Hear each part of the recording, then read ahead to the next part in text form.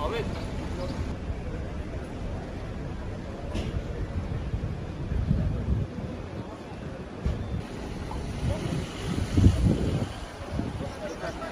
Getir mikrofonu.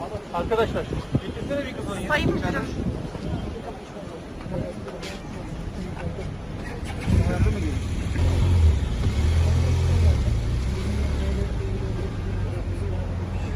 Alo, bir saniye. Baş müdür seni istiyor da onu çekip açıklama.